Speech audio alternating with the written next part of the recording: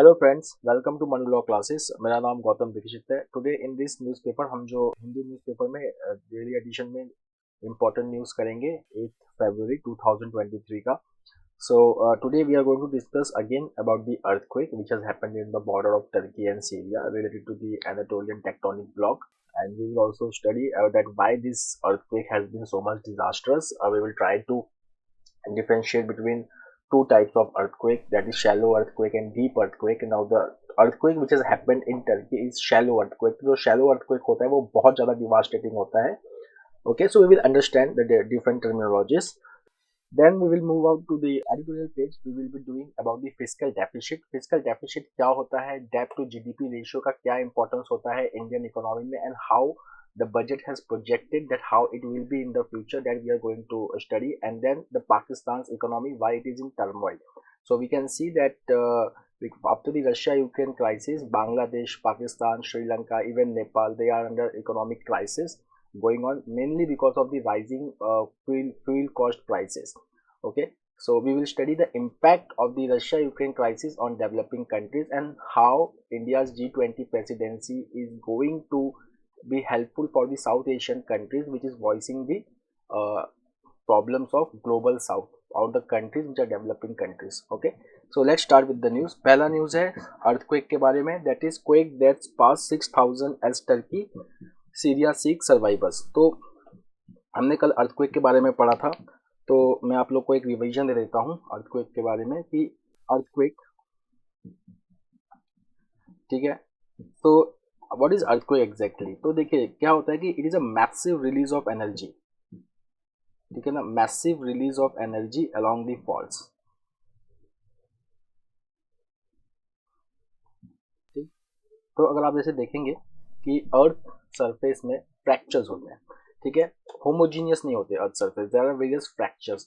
Okay, तो यहाँ पे अगर आप देखेंगे कि जो अर्थ सरफेस है, that is the crust of the earth surface, it is composed of various plates which are called as major as well as minor plates, major plates और माइनर प्लेट्स। तो इनके बीच में जब इंटरेक्शन होता है, ठीक है, it can be convergence, that two plates they are converging, okay, या divergence, two plates are diverging, okay, और transform boundary, that they are merely passing each other. तो ये जब होता है तो there is release of energy which causes earthquake. तो जैसे कि ये जो हमारा जो टर्की और सीरिया का अर्थक्वेक है, so you will see that this region is located around African, Eurasian and Arabian plates. तो तीन टेक्टोनिक प्लेट्स हैं हमारे पास, Eurasian plate, African plate and Arabic plate.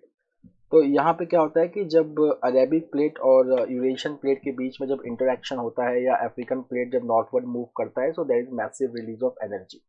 उसके बाद जो टर्की और सीरिया है, they are located on the Anatolian tectonic block, ठीक है ना, एनाटोलियन टेक्टोनिक ब्लॉक। तो ये जो एनाटोलियन टेक्टोनिक ब्लॉक के अक्रॉस ये प्लेट्स के मूवमेंट्स होते हैं, और जब भी ये मूव करते हैं देन इट कॉजेज अर्थक्वेक। अब टर्की और सीरिया में अर्थक्वेक जो है वो इतना भयंकर क्यों है, ठीक, तो ये हम एक्सप्लेन करते हैं that because the type of earthquake was shallow. तो दो टाइप के अर्थक्वेक होते हैं, shallow versus deep earthquake, shallow versus deep earthquake. तो देखिए मैंने आप लोग को कल भी बताया था हाइपोसेंटर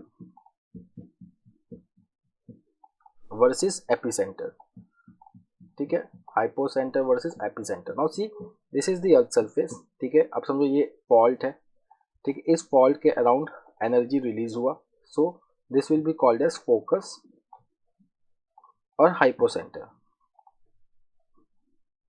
और the point just above the focus on the surface of the earth, it will be called as epicenter, ठीक। if your focus is shallow, मतलब उसका जो डेप्थ है वो बहुत ज़्यादा नहीं है, so it results in shallow focus earthquake which is more harmful और more dangerous than the deep earthquake, जहाँ पे जो फोकस होता है वो बहुत नीचे होता है। जैसे कि रिसेंटली जो नेपाल अर्थक्वेक आया था, ठीक है, तो उसका जो फोकस था वो कुछ 25 किलोमीटर डीप था, तो इसकी जो मैग्नीट्यूड थी वो 5.9 थी रिक्टर स्केल पे, बट इसकी मैग्नीट्यूड जो है वो अराउंड 7 है, because it was a shallow earthquake. Okay, now coming to polycrisis that is depleting Pakistan resilience. So friends, यहाँ पे हम पढ़ेंगे पाकिस्तान का जो पहले हम जो नेचर ऑफ इकोनॉमिक क्राइसिस है वो पहले हम समझ लेते हैं, ठीक है, और फिर मैं आपको ये एक इसका इंडिया कनेक्शन बताऊंगा।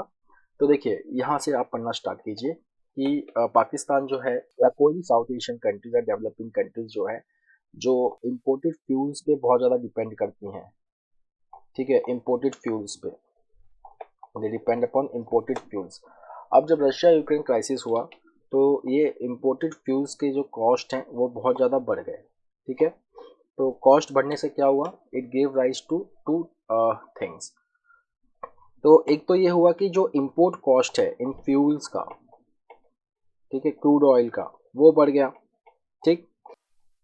तो उसकी वजह से दो चीज़ें हुई, एक तो फॉरेक्स रिजर्व जो है वो डिक्रीज होने लगा, क्योंकि अब बहुत ज़्यादा पैसा पे करना पड़ रहा है ऑयल को इंपोर्ट करने के लिए, ठीक। सेकंड, कोविड-19 की वजह से और वॉर के वजह से ट्रेड भी इम्पैक्ट हुआ है इन कंट्रीज़ का, तो जो अर्निंग्स है फॉरेन डॉलर्स की, जो अर्निंग्स है वो भी घट गई है।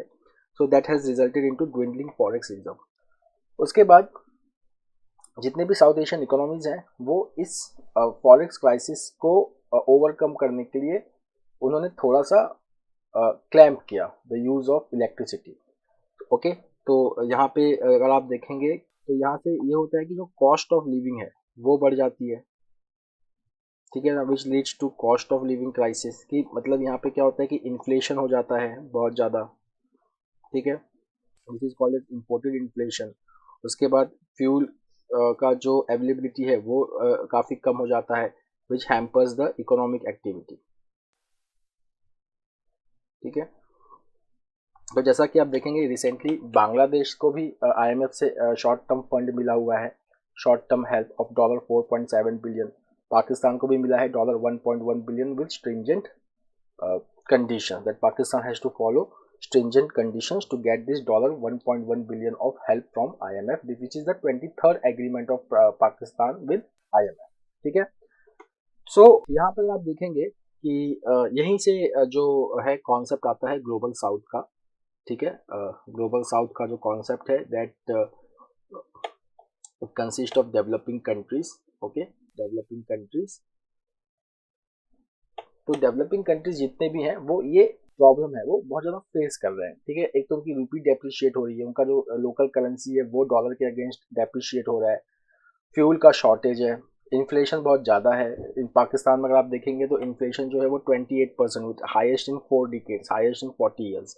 उसके बाद पाकिस्तान रूपी has also lost 17% of its value against US dollar. So now $1 is Pakistan रूपी 300 रुपीज़।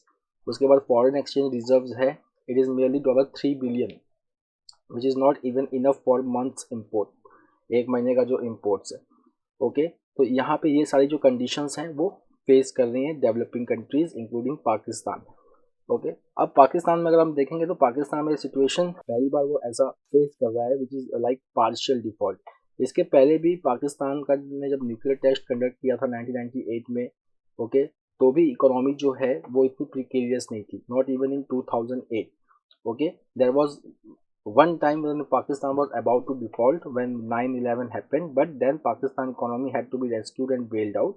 तो उस वक्त Pakistan it received huge funds, okay, in form of aid and rent for its premium geopolitical location next to Afghanistan as a base for American intervention in Afghanistan। मतलब पाकिस्तान का जो location है next to Afghanistan, तो बहुत सारी कंट्रीज ने उसको help किया, okay. Now the next is Pakistan का खुद का डोमेस्टिक कंडीशन। तो अगर आप देखेंगे कि पाकिस्तान का political condition it is in turmoil, ठीक है। बहुत जगह पे तो एक्टिंग गवर्नमेंट, ओके, और केयर टेकर गवर्नमेंट्स बहुत सारे प्रोविंसेस में गवर्न कर रहे हैं, इलेक्शन नहीं हुआ है।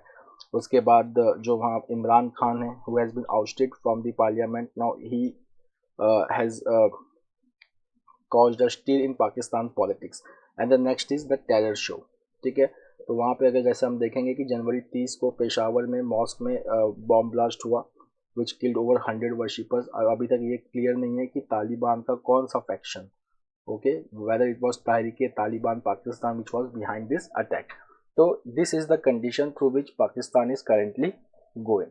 So at the last you will see that the author is saying that Pakistan has become a dysfunctional state where its elites have revealed their incompetence and hubris in failing to address fundamental and day-to-day issues of public nature. ठीक है, ये conclusion है वहां पे, ठीक। Then amassing wealth through privilege and being unresponsive to the needs of the citizens, they continue to rule whether under the facade of a democracy or through extended periods of military dictatorship. This is the political condition going on in Pakistan, which is somewhere reflective in its economic turmoil. यहाँ पे देखिए क्या था, the absence of any sort of political opposition or alternative, particularly in the form of progressive political parties and groups, or even spontaneous civic action demonstrating anger, is Pakistan's biggest crisis. Okay, the level of being resilient is fading. तो obviously जैसे श्रीलंका में हुआ था कि जो economic crisis थी, it was interlinked with political crisis, okay, and then there was a growing resentment among the people. So the same thing is happening in Pakistan also. अच्छा, same thing is happening in Bangladesh also, कि वहाँ पे भी fuel cost बढ़ गया है, वहाँ पे भी फूड की स्कैरसिटी चल रही है, तो वहाँ पे भी लोग प्रोटेस्ट कर रहे हैं गवर्नमेंट के against, and that's why Bangladesh had to seek $4.7 billion of fund from International Monetary Fund. Okay, so you can see that many South Asian countries like Sri Lanka, Pakistan and Bangladesh, और कुछ हद तक नेपाल भी, they are facing this balance of payment crisis problem because of the Russia-Ukraine crisis. ठीक है, so whenever we have to discuss the Russia-Ukraine crisis, we have to discuss its impact on the developing countries. The next is fiscal consolidation in the context of the budget. तो यहाँ पे कुछ economic terminologies हैं जो हमें clear करनी पड़ेंगी ये आर्टिकल को समझने से पहले। तो देखिए, एक टर्म होता है कॉल्ड फिस्कल डेफिसिट, ये मैंने आपको पहले भी कराया हुआ है, फिस्कल डेफिसिट, ठीक है। तो फिस्कल डेफिसिट का मतलब होता है गवर्नमेंट का revenue expenditure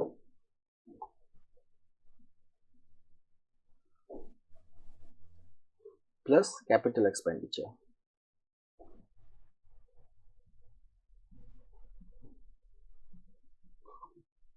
minus revenue receipt plus capital receipt, ठीक है। This is called as fiscal deficit.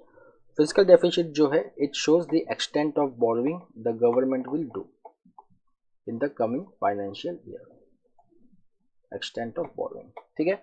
then like see, if fiscal deficit is too large, ठीक है, it shows that government's liability is very much high। जैसे कि श्रीलंका के case में देखेंगे, श्रीलंका का one of the reason for economic crisis was very high fiscal deficit. तो fiscal deficit जो होता है वो बहुत ज़्यादा रखना नहीं चाहिए, क्योंकि देखिए इससे क्या होता है, फिस्कल डेफिसिट अगर बहुत ज़्यादा है तो इसका मतलब गवर्नमेंट का जो रिसिप्ट है उससे ज़्यादा गवर्नमेंट का एक्सपेंडिचर है। It means that government is making expenditure beyond it's mean. So if fiscal deficit becomes unmanageable, तो जो गवर्नमेंट की जो डेप्ट लायबिलिटी है वो बहुत ज़्यादा हो जाती है। फिर जो गवर्नमेंट का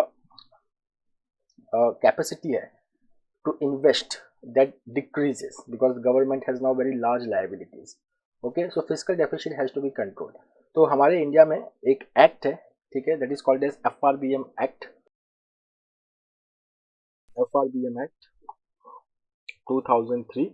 So this is the Act Fiscal Responsibility and Budgetary Management Act 2003, जो ये कहता है कि by 2021 the fiscal deficit of a government should be 3% by 2021.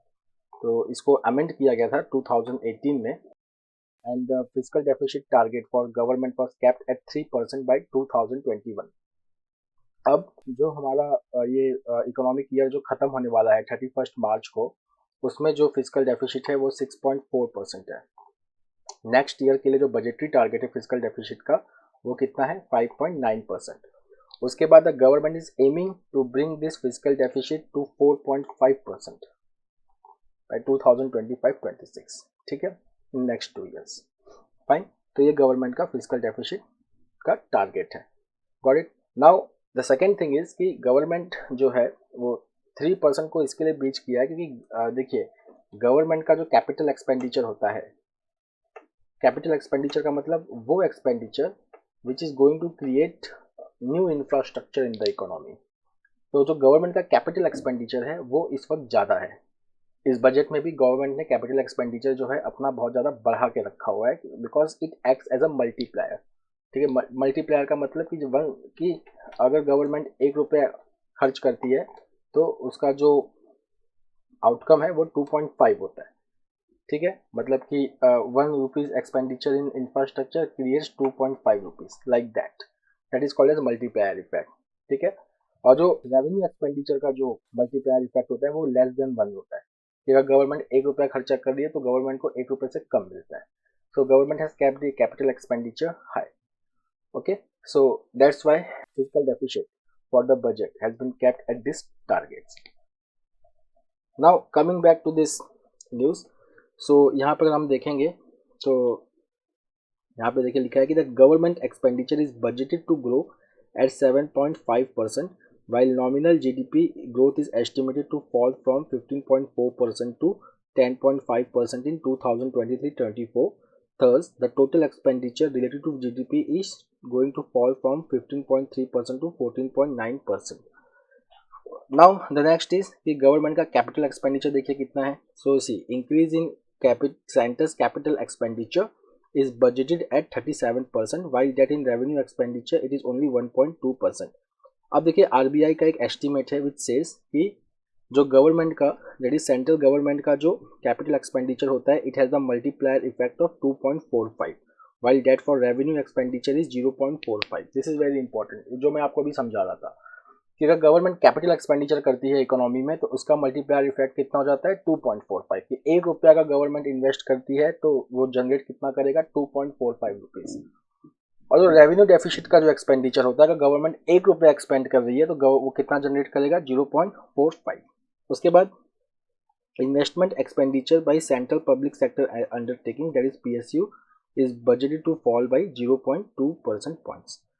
उसके बाद it says that the government has provided the facility of 50 years of interest-free loans for creating capital assets in 2023-24. So government has given the state governments, okay, facility of 50 years of interest-free loans for creating capital assets in 2023-24. तो यहाँ से क्या होगा कि जो capital asset creation है, it will amount 1.2% of GDP, and the state's fiscal deficit will rise to 3.5%. Okay, now see.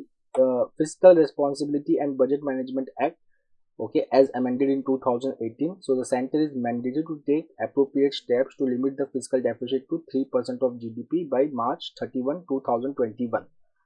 But अभी अगर हम देखेंगे that there is deviation from this 3%, okay. So अगर आप देखेंगे जो next year का target है it is 5.9% physical deficit to GDP ratio depending upon the external conditions. And it will be brought down to 4.5% of GDP by 2025-26. Okay, तो यहाँ पे जो डेट GDP रेशियो होगा ओके 40% आइडियली होना चाहिए, but debt will not be 40% because of the fiscal deficit which is still higher than 3%. Okay, the next is private investment. तो private investment को भी ग्रो करना है. So if you will see that the government should ensure कि private investment जो है वो भी GDP में बढ़ना चाहिए. ठीक है ना, क्योंकि उनके लिए भी जो है जगह खाली होना चाहिए, क्योंकि जैसे कि हमने एक पढ़ा था बोरोइंग इन. ठीक है, तो अगर गवर्नमेंट बहुत ज़्यादा बोरो करेगी तो प्राइवेट इन्वेस्टमेंट के लिए स्पेस काफ़ी कम बचता है बोरो करने के लिए. So government should also leave space for private sectors to borrow from the economy. The next is the saga of spy balloon in US airspace. तो जैसा कि हमने जानते हैं कि ये न्यूज़ हमने पहले भी पढ़ा था कि the spy balloon it was spotted in Montana in USA. It was a Chinese balloon. So US is saying, Pentagon is saying it is a spy balloon. China is saying no, this was the balloon for the meteorological observation which drifted from its trajectory and entering in USA. But उसके बाद US military ने इसको shot down किया which has invited criticism from China. ठीक, तो अगर आप देखेंगे ये इसकी ट्रेजेक्ट्री है, स्पाई बलून की from China, then over Aleutian island and then you can say Alaska, फिर अलास्का से ये यूएस में एंटर किया है। ओके, तो ये जो हाई एल्टीट्यूड जो सर्वेलेंस बैलून है, it has been reported from Japan, it has been reported from Southeast Asian countries, and it has also been reported from Andaman in India, but it was not shot down, but USA has shot down it. तो जो spy balloons होते हैं, they are high altitude surveillance tools, usually operating at 80,000 to 1,20,000 feet, well above the cruising altitude of commercial aircraft. The aim of this spy balloon is to gather intelligence and carry out other military missions. जो spy balloons होते हैं, they are equipped with cameras, imaging devices suspended beneath the gas filled white object to capture things of interest. They have been widely used by US and Soviet Union during the Cold War as a low-cost intelligence gathering method. The next is what has the Union budget allocated to minorities. तो कल हमने एक scheme के बारे में पढ़ा था, Maulana Azad national fellowship scheme, which was started based on the Rajinder Sachar committee recommendation for providing fellowship to minority students from 6 religion who are pursuing PhD and MPhil. Okay, तो हमने पढ़ा था कि 2022-23 से ये स्कीम बंद की जा चुकी है. Now there are various other schemes which have been discussed over here. तो हम अगर बजट देखेंगे 2023-24 का, तो यहाँ पे जो मिनिस्ट्री ऑफ माइनॉरिटी अफेयर्स का जो रिडक्शन है फंड का, दैट इज 38%. यहाँ पे जो वर्स्ट अफेक्टेड स्कीम्स हैं, these are education scheme for madrasas, जहाँ पे 93% कट हुआ है. Okay, then you will see that the allocation for research schemes for minorities like Muslims, Christians, Sikhs, Jains, Buddhists and Parsis, they have been reduced by more than 50% from 41 crore to 20 crore. उसके बाद यहाँ पर आप देखेंगे प्रधानमंत्री जन विकास कार्यक्रम. So the allocation for this scheme has been reduced from 1650 crore to 600 crore. तो इसका जो प्रधानमंत्री जन विकास कार्यक्रम है, the aim was to provide socio economic infrastructure and elementary amenities in minority concentrated areas. Then Maulana Azad national fellowship schemes for higher education, it has been suspended from 2022-23. Then there was Nai Udaan scheme which was to help the minority students to prepare for UPSC exams. It has been grounded. Then the scheme for leadership development of minority women, which received 2.5 crore last year, is now down to rupees 10 lakh as per the new budget. The next scheme is the Hamari Dharohar scheme for conservation of minorities, culture and heritage. तो इसको 2 करोड़ रुपया पहले मिला था, अब कितना मिला है? 10 लाख रुपए. Okay. Then there is a scheme called as Ustad, the funds for नई मंजिल, which is an integrated educational livelihood scheme. तो इसका भी जो एलोकेशन है वो 10 लाख रुपए है, डाउन फ्रॉम रुपीज 46 करोड़.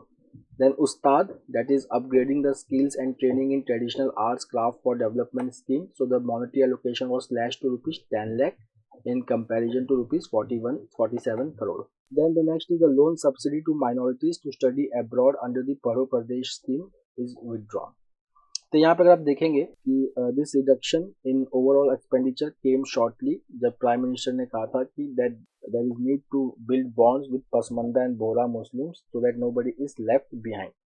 जो डिसीजंस हैं to reduce the allocations among the various schemes, okay, so it has resulted in protest from many students, but the government says that most of these schemes they overlap with other schemes and that's why the budgetary allocation has been reduced. The next is CAR T-cell therapy, the next step towards the holistic treatment of cancer. तो पहली बात तो CAR T का full form आप देख लीजिए. CAR T क्या होता है? It is chimeric antigen receptor T-cell therapy. It is used for treatment of cancer. तो इसका मैकेनिज्म मैं आपको समझाता हूँ. So हमारे बॉडी में T सेल होते हैं. Okay, so these T cells they are found in white blood. They were found in white blood. T cells normally जो होता है वो क्या होता है कि इस T cells के पास रिसेप्टर्स होते हैं. रिसेप्टर्स, ठीक. ये रिसेप्टर्स हमारे बॉडी में जब कोई फॉरेन मॉलिक्यूल आता है, if some foreign molecules comes into our body, so this foreign molecules they have antigens.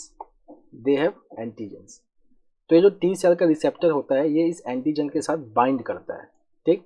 जैसे ही बाइंड करता है उसके बाद ये जो टी सेल का रिसेप्टर है वो हमारे बाकी इम्यून सिस्टम को सिग्नल देता है that there is some foreign body which has come inside the human body and this immune system is triggered to fight this antigens, to fight this foreign bodies. ठीक है, ये mechanism चलता है हमारे body में.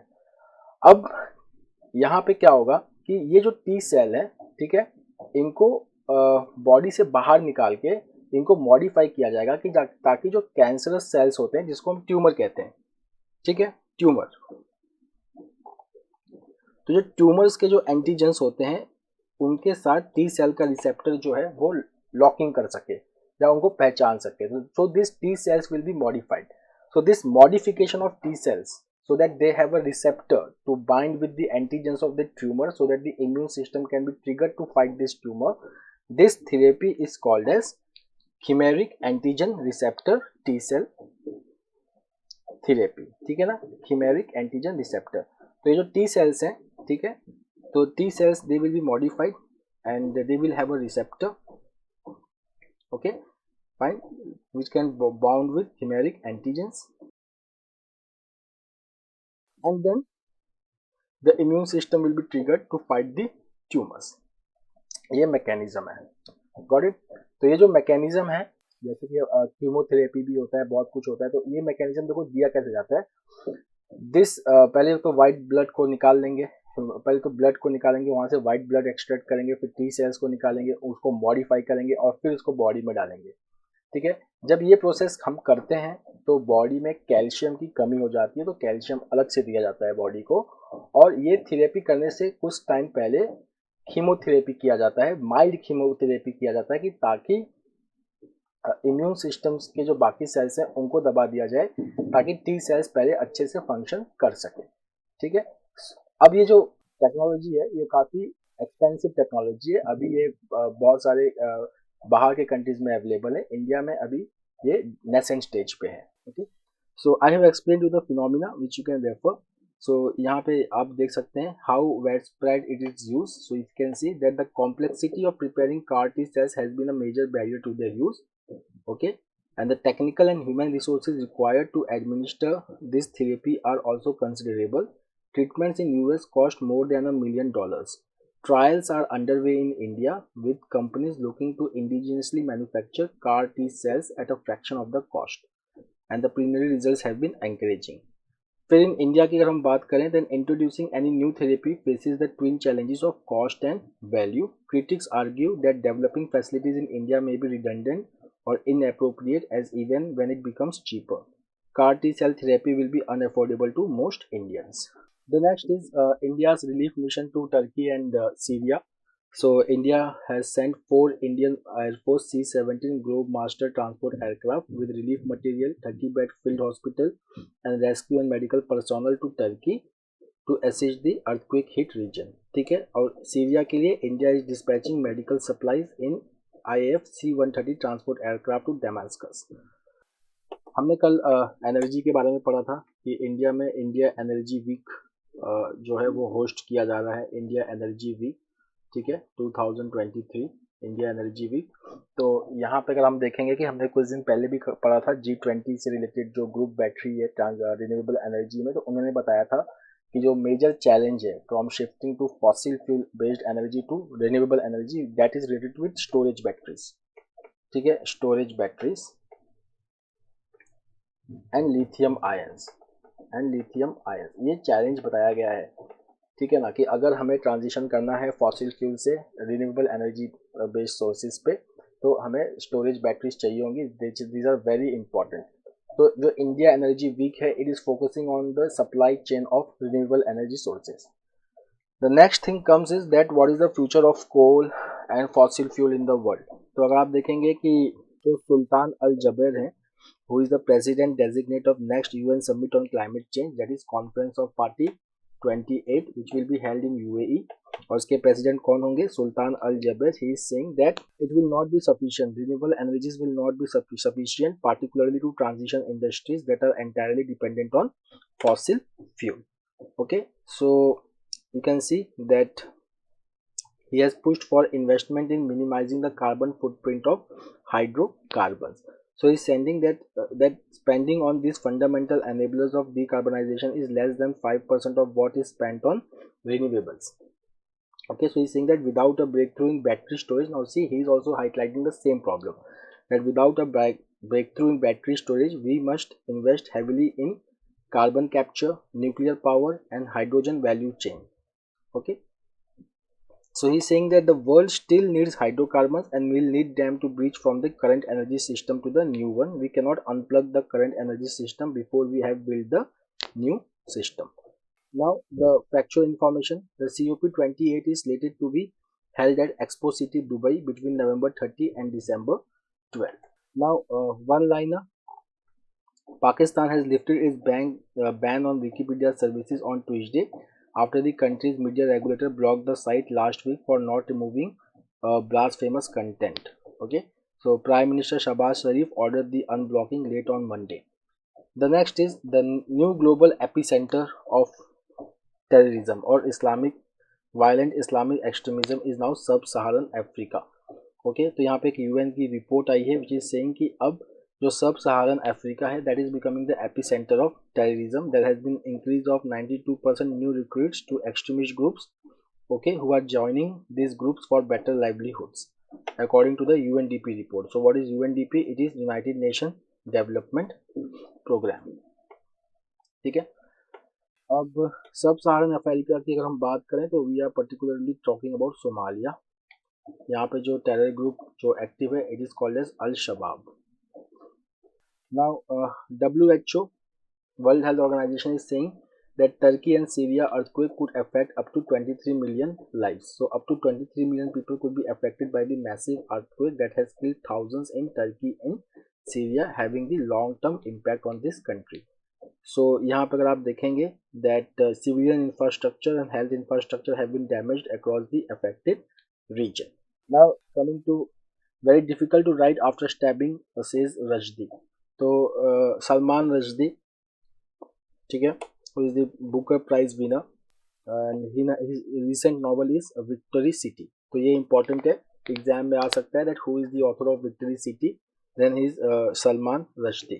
So Salman Rushdie का जो Victory City है, it is a tale of a 14th century woman who defies the patriarchal world to rule a city hit okay to rule the world. Okay, तो कुछ दिन पहले ये न्यूयॉर्क में यूएस में एक फंक्शन में थे जहाँ पे इनकी स्टैबिंग की गई थी. ठीक है, और now there is he was stabbed in eyes also, so there is a problem in his eyes as you can see. Now he has been awarded with the Booker prize, okay, for his book Midnight Children. That book is also called as Booker of Bookers. Okay, इनका एक और book है that is called as Satanic Verses. तो वो Booker prize नहीं जीता है, but that was the book based on which Iran had issued fatwa against him. So friends, that's all for today. We will meet tomorrow again with the Daily Hindu analysis. Till then, have a nice time. Take care. Thank you.